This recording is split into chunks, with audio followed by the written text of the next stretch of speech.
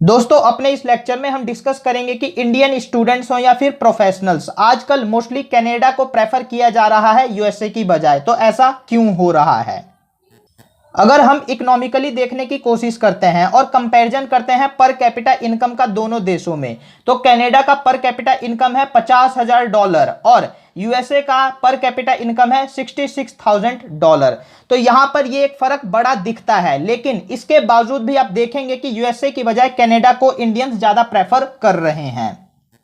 But यहां पर आप अगर इस पर्सपेक्टिव से सोचेंगे कि कनाडा भी एक डेवलप्ड कंट्री है और यूएसए भी एक डेवलप्ड कंट्री है, दोनों ही डेवलप्ड कंट्री है, और यूएसए की तरह कनाडा में भी आपको ब्यूटीफुल बिल्डिंग्स, क्लीन रोड्स और यहां पर भी टेक्नोलॉजी का बोलबाला है, जो गरीबी है वो काफी कम है। तो आप एक तरीके से समझ सकते हैं कि यस, कनाडा जो है एक बेहतर जगह है, बट अभी भी आप ये सोचेंगे कि यूएसए के कंपैरिजन में तो ऐसा नहीं हो सकता।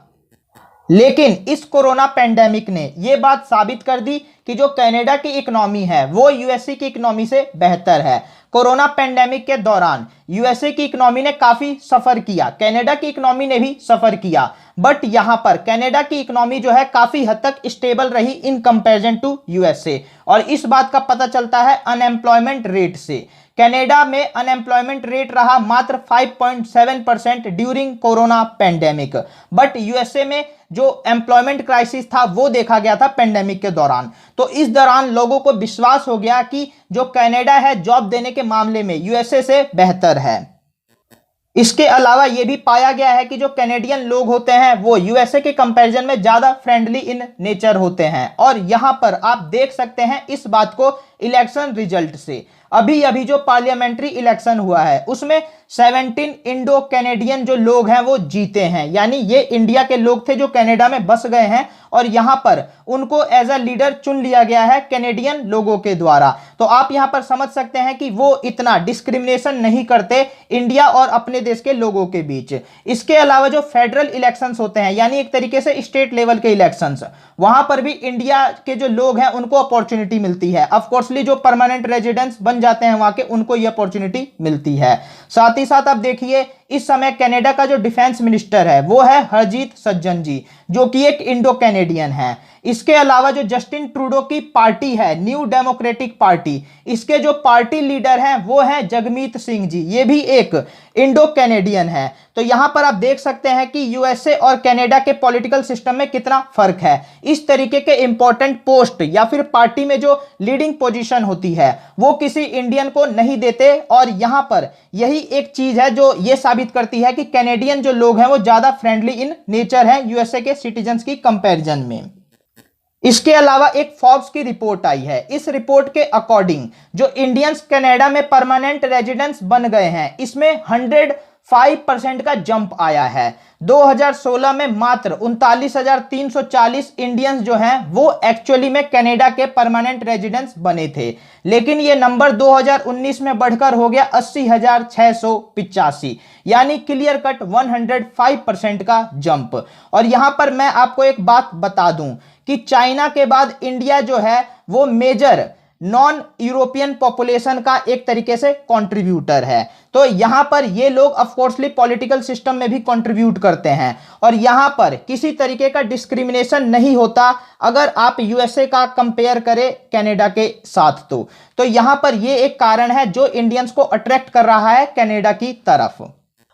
एक और इंपॉर्टेंट रीजन ये है दोस्तों इंडियन स्टूडेंट्स का कैनेडियन यूनिवर्सिटी की तरफ अट्रैक्ट होने का, वो है फी का मामला। कनाडा की यूनिवर्सिटीज का जो फी है वो 27% कम है यूएसए यूनिवर्सिटी की फी के कंपैरिजन में। तो यहां पर कनाडा में जो पढ़ाई होती है वो भी यूएसए के लेवल की ही पढ़ाई होती है। तो यहां पर इंडियन स्टूडेंट्स यही सोचते हैं कि जब फी कम लग रही है तो क्यों ना कनाडा को प्रेफर किया जाए। और कनाडा काफी अच्छी फैसिलिटीज प्रोवाइड कराता है यूएसए के कंपैरिजन में। ये चीजें आप समझ सकते हैं कुछ इंडेक्सेस के थ्रू। अगर आप यहां पर ग्लोबल पीस इंडेक्स 2021 में कनाडा की रैंकिंग देखें तो यह है 6th, जबकि यूएसए की रैंकिंग यहां पर आती है 122nd रैंक। यानी इसका मतलब ये कि जो कनाडा है वो ज़्यादा पीसफुल कंट्री है यूएसए के कंपैरिजन में। यानी यहाँ पर जो लोग हैं वो पीसफुली को एग्जिस्ट करते हैं, उनमें लड़ाई झगड़ा नहीं होता और यहाँ पर क्राइम रेट भी काफ़ी कम होता है। इसी कारण कनाडा में 1 लाख पॉपुलेशन पे मात्र 1.6 जो है वो क्राइम रेट है, यानी इतना क्राइम होता है 1 लाख की पॉपुलेशन पे, जबकि यूएसए में यही रेट 4.5 पर लाख है। तो आप यहां पर देख सकते हैं कि यूएसए से ज्यादा कनाडा एक सेफ कंट्री हुई। यहां पर क्राइम रेट भी कम है और पीसफुल जो इंडेक्स है, जो पीस इंडेक्स है, यानी जो यहां पर लोग हैं पीसफुली भी ज्यादा को एग्जिस्ट करके रहते हैं। साथ ही साथ वर्ल्ड हैप्पीनेस रिपोर्ट 2020 देखिए, इसमें कनाडा की रैंकिंग थी 11 और ये रैंकिंग यूएस, यूके, जर्मनी इस तरीके की वेस्टर्न कंट्री से काफी अच्छी है। यानी कनाडा के लोग ज्यादा हैप्पी हैं यूएस के लोगों के कंपैरिजन में और इसी कारण वो ज्यादा वेलकम करते हैं दूसरे देशों से आए लोगों का।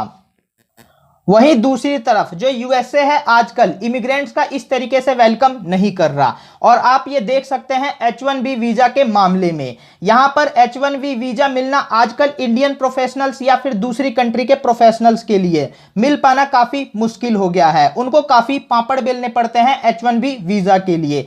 तो यहां पर देखिए एक तरीके से कोई भी कंट्री वीजा के रूल को सख्त इसलिए बनाती है क्योंकि वो इमिग्रेशन को पसंद नहीं करती, यानी इमिग्रेंट्स को पसंद नहीं करती। लेकिन कनाडा का वीजा अगर आपको लेना हो तो यूएसए के वीजा के कंपैरिजन में आपको कनाडा का वीजा आसानी से मिल जाएगा और यहां पर स्टूडेंट्स हो या प्रोफेशनल्स, सबको कनाडा जो है यूएस के कंपैरिजन में अच्छा वेलकम करता है।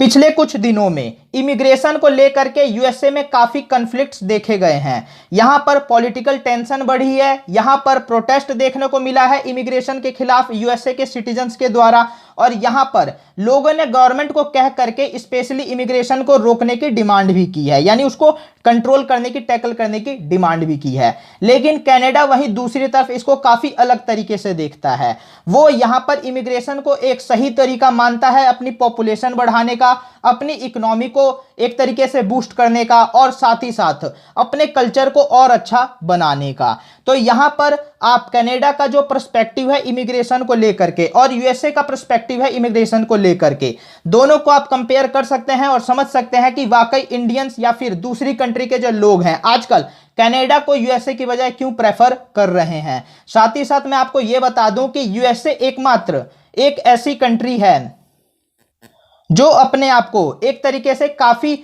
वैल्यूएबल कंट्री बताती है, कहती है कि हमारे यहाँ डेमोक्रेसी, फ्रीडम ऑफ स्पीच, इन सब चीज़ों को काफ़ी रिस्पेक्ट दी जाती है, ह्यूमन राइट की काफ़ी बात की जाती है।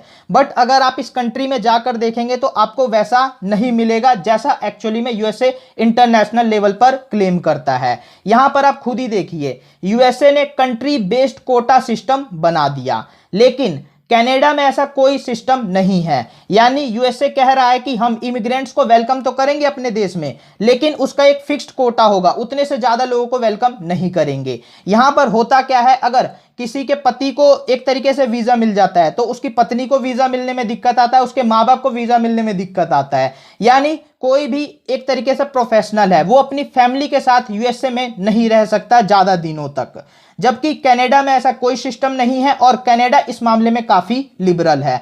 तो दोस्तों अपने इस लेक्चर में हमने ये रीजन समझा कि आजकल कनाडा की तरफ इंडियन स्टूडेंट्स हो या प्रोफेशनल्स वो क्यों अपना रुख किए हुए हैं और यहां पर यूएसए को किस तरीके से कनाडा इस मामले में टक्कर दे रहा है।